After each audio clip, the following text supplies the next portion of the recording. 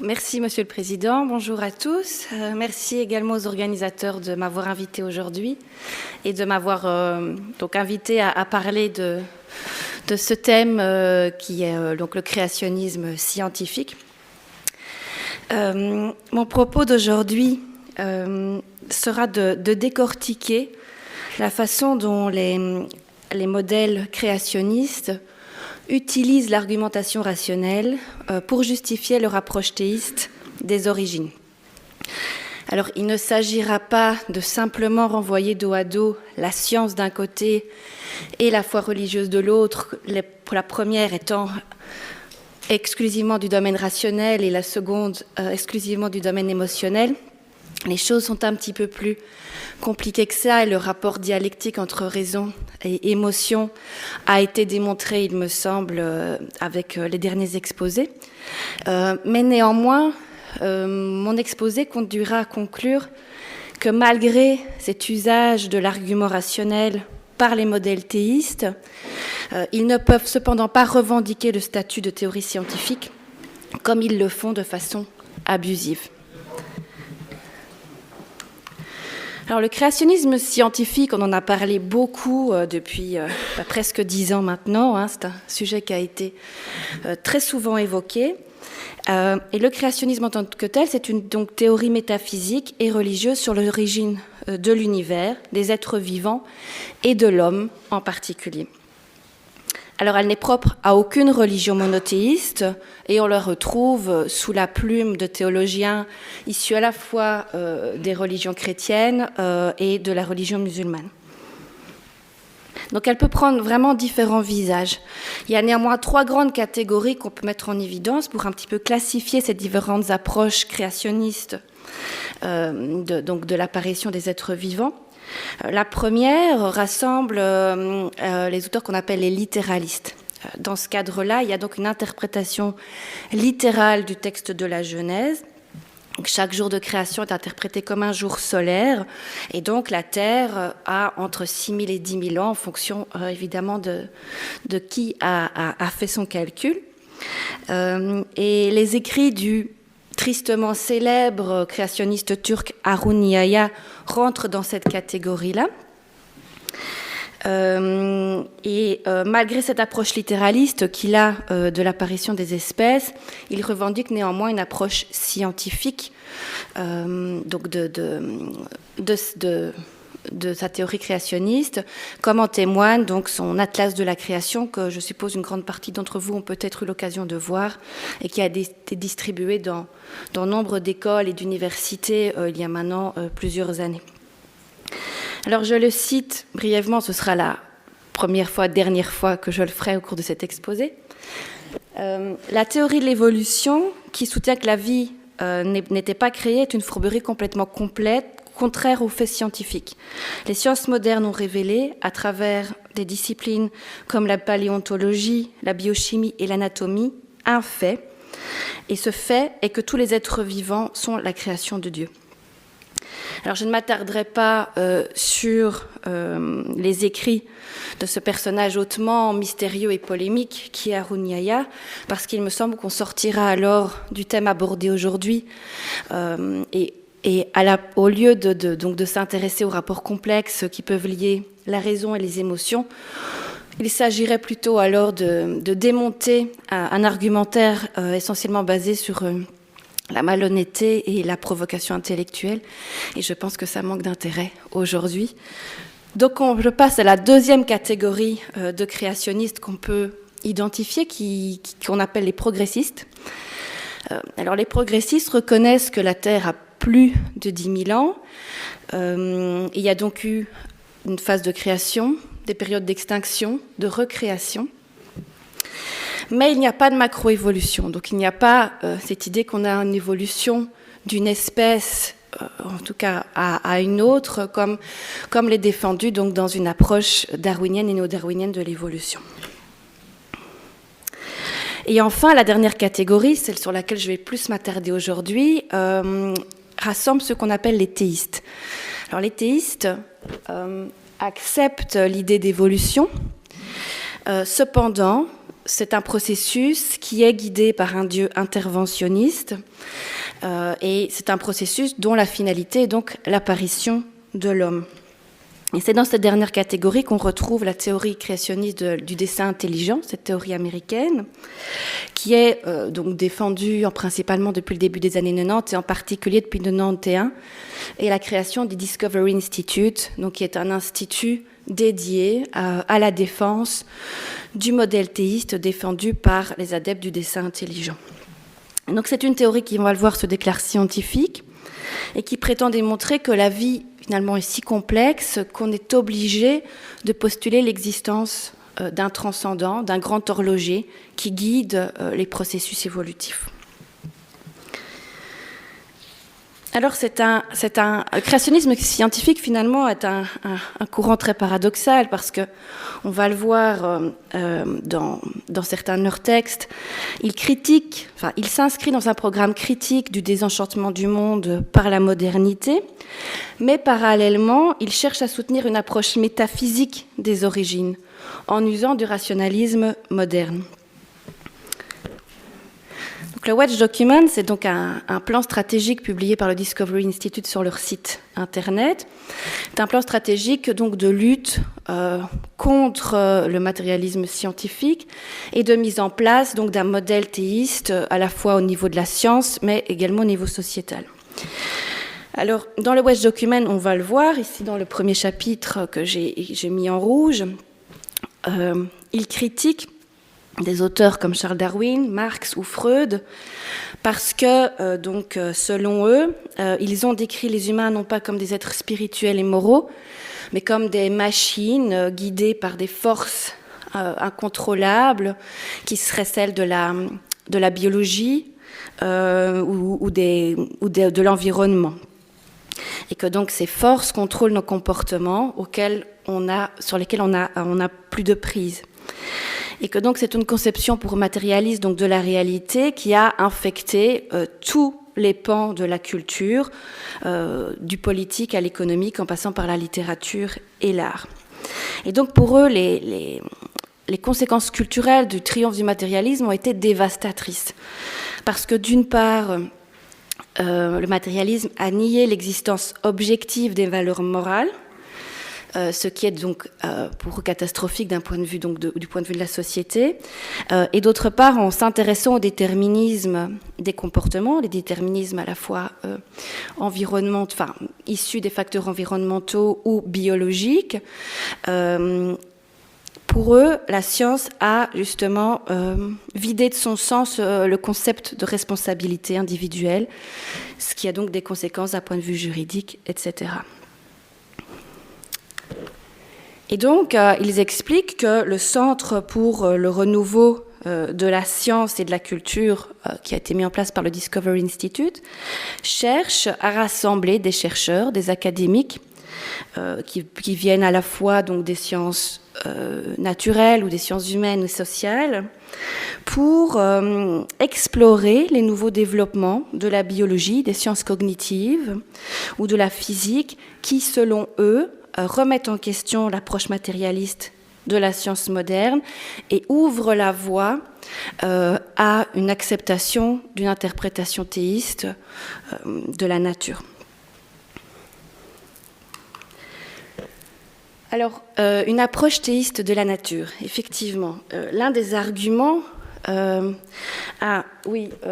qui est intéressant, évidemment, dans ces deux extraits que je viens de vous dire, c'est que, donc, d'une part, on le voit, il y a cette critique du rationalisme moderne et du désenchantement du monde et des conséquences que cela a d'un point de vue sociétal et culturel. Et d'autre part, il y a cet usage, en fait, parce que le Centre pour le renouveau de la science et de la culture mime un fonctionnement de la science. Ils ont des laboratoires, ils font proposer des doctorats, des post-doctorats, ils ont des revues scientifiques. Le fonctionnement est identique au fonctionnement scientifique, je vais dire classique. À ceci près qu'à mon avis, ils ont plus de moyens financiers que la plupart des laboratoires dans lesquels j'ai pu travailler. Et donc, il y a une efficacité sans doute assez importante.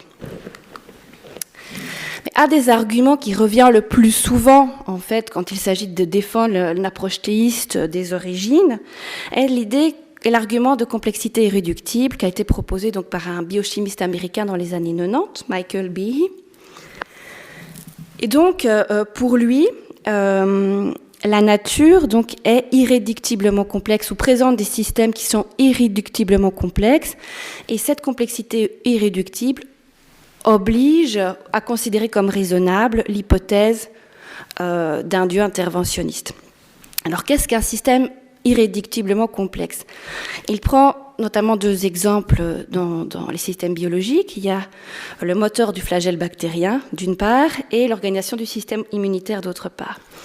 Il explique qu'un système irréductiblement complexe est un système qui est composé de différentes parties qui interagissent entre elles, qui sont interconnectées de façon très étroite, et que finalement, c'est quand l'ensemble de ces parties interagissent de façon correcte que le système est fonctionnel, c'est-à-dire remplit la fonction pour laquelle il a été sélectionné par l'évolution. Le déplacement de la bactérie, un déplacement en tout cas efficace de la bactérie dans le cadre du moteur du flagelle bactérien, et une réponse immune adéquate dans le cadre du système immunitaire. Et il dit, à partir du moment où ce type de système existe, donc ça suppose en fait que tout système intermédiaire qui serait incomplet serait non fonctionnel. Et il dit dans ces cas-là, eh bien, une évolution de type graduel par accumulation de mutations aléatoires discrètes, comme ça l'est proposé dans un modèle darwinien ou néo-darwinien, ne peut pas expliquer l'émergence de ce type de phénomène, puisqu'effectivement, tout système intermédiaire incomplet n'aurait pas été fonctionnel et donc n'aurait pas été sélectionné pour l'avantage adaptatif qu'il aurait dû représenter. Et donc, sur cette construction théorique, il y a grand renfort de calcul statistique.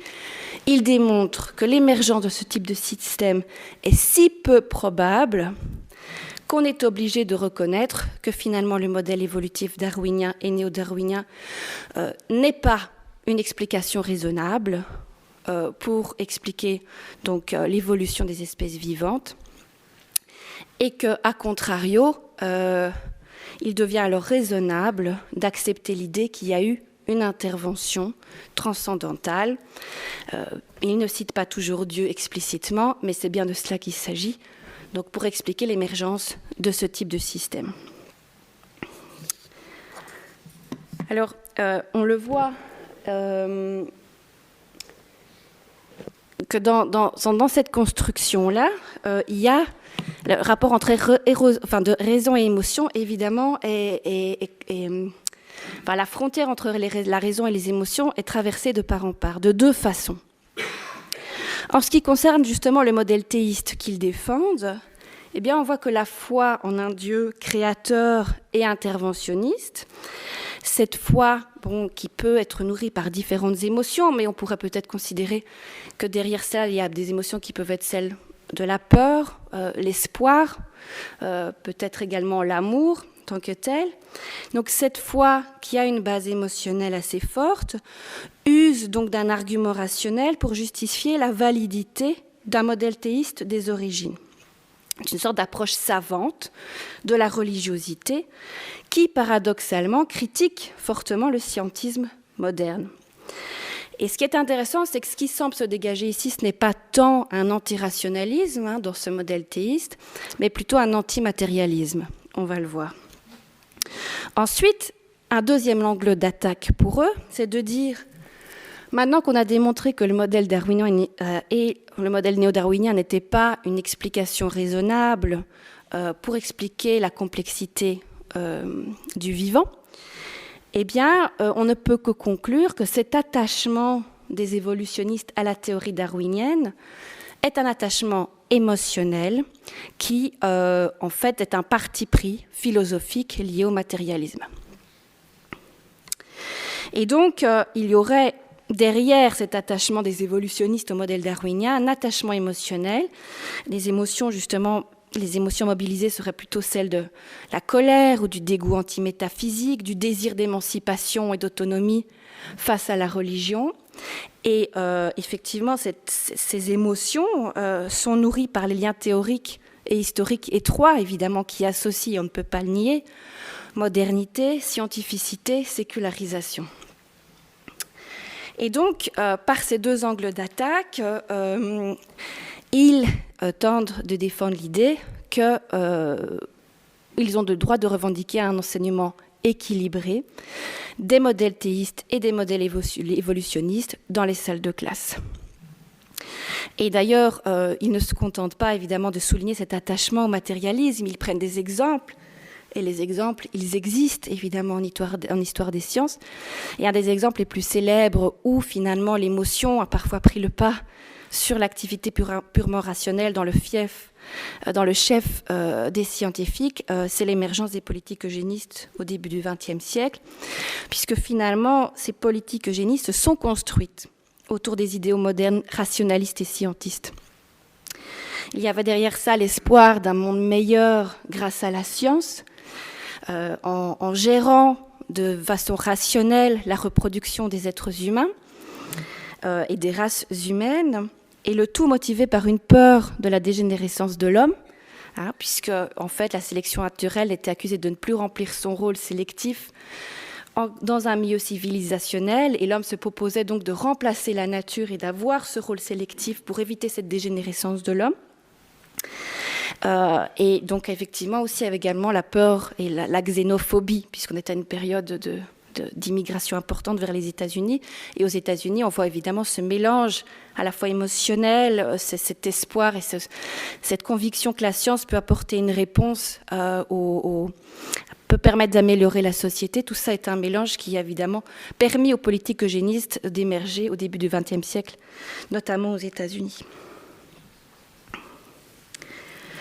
Alors, l'existence de dérives émotionnelles en sciences, elles existent. Il aurait été intéressant aujourd'hui, évidemment, j'aurais aimé prendre le temps de prendre un de ces exemples intéressants, de le développer, de la façon dont parfois les scientifiques sont aussi guidés par leurs émotions et sont parfois aveuglés dans leur pratique par les émotions.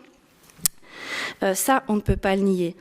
Cependant, est-il acceptable de mettre sur un pied d'égalité modèle créationniste et modèle évolutionniste ? Là, je pense qu'il y a un pas qu'on ne doit pas franchir.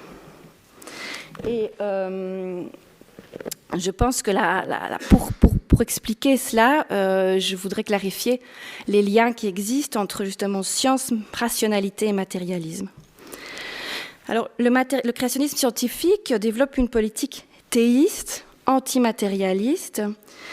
Cependant, il n'est pas antirationnel, puisqu'il revendique l'usage d'un raisonnement rationnel pour rejeter le modèle darwinien. On l'a vu.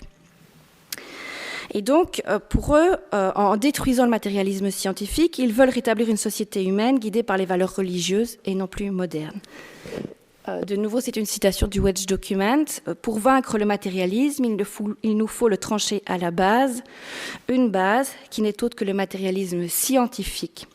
La théorie du dessin intelligent promet de renverser l'étouffante domination de la vision matérialiste du monde et de la remplacer par une science conforme aux convictions chrétiennes et théistes. Alors, le fondement, il est religieux. La motivation, elle est aussi politique. C'est clairement dit, et les moyens se veulent rationnels. Donc on voit bien que dans cette construction intellectuelle développée par la théorie du dessin intelligent, il y a une dialectique vraiment très forte entre ce qui relève de la pensée émotionnelle et de la pensée rationnelle. Mais selon moi, cette construction a une faiblesse fondamentale, qui est qu'elle est basée sur une confusion entre le matérialisme philosophique et le matérialisme méthodologique.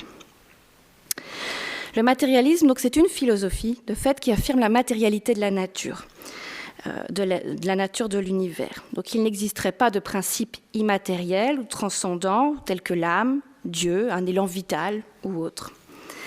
Et dès lors, effectivement, il s'harmonise davantage avec des positions athéistes que des positions théistes. Le matérialisme philosophique peut également être associé au matérialisme scientifique. Cependant, il ne peut pas l'y réduire. Et c'est ce que je voudrais montrer. les sciences, le matérialisme de la science n'est pas une philosophie. C'est un engagement méthodologique. La science s'engage à étudier des phénomènes qui sont de l'ordre de l'immanent et exclut les questions et les réponses qui font appel au transcendant. Et une des raisons pour laquelle il me semble cette méthodologie matérialiste a pris le pas sur les autres, c'est une question d'efficacité. Pour une pratique efficace de la science, il est important de ne pas limiter le champ des questions possibles ou des réponses possibles. Au contraire, il faut ouvrir un maximum de voies possibles d'exploration pour tenter justement de trouver la réponse ou de comprendre le phénomène qu'on observe. Et donc, le matérialisme méthodologique agrandit le champ des questions et des réponses possibles, puisque finalement, aucune réponse n'est indiscutable, car inaccessible par son immatérialité. En assimilant matérialisme finalement philosophique et méthodologique en sciences, les auteurs du Wedge Document affirment qu'il n'est pas possible d'être un scientifique croyant dans une pratique moderne de la science qui base sa méthodologie sur le matérialisme, comme si c'était une offense par essence à la religiosité. Personnellement, je pense que respecter la prise de position matérialiste de la méthodologie scientifique n'implique pas d'adhérer à une philosophie matérialiste et qu'il est possible d'être un croyant tout en reconnaissant la nécessité de ne pas limiter le champ des réponses possibles en science par un attachement à des référents transcendantaux. Et le sous-entendu politique, évidemment, de tout ça, c'est que l'idée que la religiosité ne peut pas se vivre de façon harmonieuse et pleine dans une société dominée par les valeurs modernes. Et c'est pour ça que les adeptes du dessin intelligent souhaitent réinstaurer les valeurs théistes comme guide pour un fonctionnement idéal de la société. Alors bien sûr, la modernité a associé sécularisation scientifique et sécularisation sociétale. Et bien entendu, la religiosité a ses vues écartées dans le domaine de l'antirationnel, tandis que finalement la science s'accaparait l'exclusivité de la rationalité. Mais force est de constater qu'à l'heure d'aujourd'hui, cette distinction radicale a évolué de façon critique. Les adeptes du dessin intelligent ne sont pas les seuls à avoir critiqué peut-être les abus rationalistes des scientifiques modernes. Les philosophes postmodernes s'en sont mêlés. Et ils ont souligné, justement en étudiant l'histoire des sciences, que la pratique scientifique aussi pouvait être influencée par des facteurs extérieurs au domaine strictement scientifique. Ça peut être la foi religieuse, mais ça peut être des raisons politiques, un contexte culturel particulier, un contexte historique, des conditions économiques. Enfin, les facteurs extérieurs à la science peuvent avoir une influence sur la pratique des sciences. Et quand on étudie, je le répète, l'histoire des sciences, c'est quelque chose qu'on ne peut pas nier. Mais cela signifie-t-il pour autant que la science est principalement guidée par des désirs subjectifs, des pensées de groupe ou des facteurs externalistes de toutes sortes ? Je ne le pense pas. Certes, il y a une influence des facteurs extérieurs, il peut y en avoir une en tout cas, sur le travail des scientifiques au quotidien, mais néanmoins, l'activité scientifique reste une activité humaine particulière, car elle reste attachée donc à une méthodologie rationnelle qui tend à minimiser la subjectivité. Et les scientifiques sont attachés à cet idéal moderne de la rationalité dans la pratique des sciences. Alors c'est un idéal inaccessible par définition, mais qui reste un guide essentiel pour la plupart des scientifiques qui souhaitent justement se rapprocher au plus près d'un rapport objectif aux objets qu'ils étudient.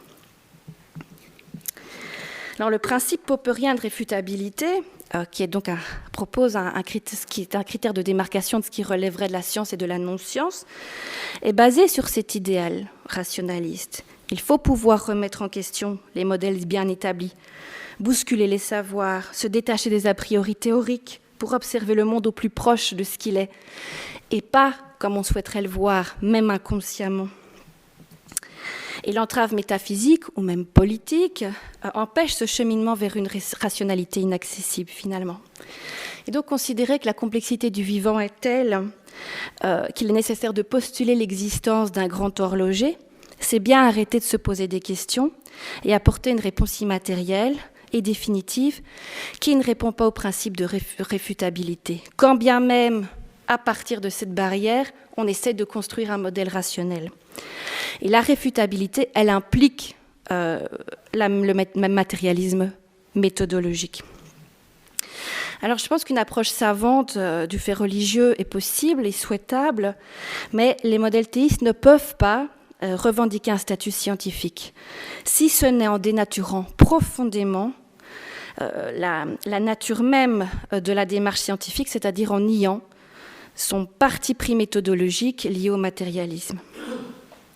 Alors oui, la démarche scientifique n'est pas tout rationnelle, mais elle reste attachée à cet idéal de rationalité qui implique donc le respect de cet engagement méthodologique. Et je conclurai avec ces mots. L'interconnexion, évidemment, entre émotion et raison est fascinante. Et les neurosciences l'ont montré, ces dernières années, on ne peut plus considérer finalement la raison comme une qualité ontologique aux frontières bien définies, que l'on pourrait mettre en opposition justement avec les émotions. Au contraire, il y a une interaction permanente entre le cortex et les émotions. Ceci étant, la rationalité doit rester un objectif à atteindre dans l'exercice d'une pratique scientifique idéale. Et il ne s'agit, dans une interprétation critique de la modernité, il ne s'agit plus de rejeter tout ce qui relève du subjectif en science, mais plutôt de reconnaître que cette part, elle existe, parce que l'homme est tel qu'il est, et son cerveau est construit de la façon dont il est construit. Mais donc, il faut reconnaître cette partie subjective, l'identifier, essayer de l'apprivoiser pour une pratique plus informée au quotidien de la science et donc plus autonome également par rapport à tout ce qui peut relever de la dimension émotionnelle qui fait partie intégrante de notre fonctionnement au quotidien, fut-il rationnel. Et je vous remercie de votre attention.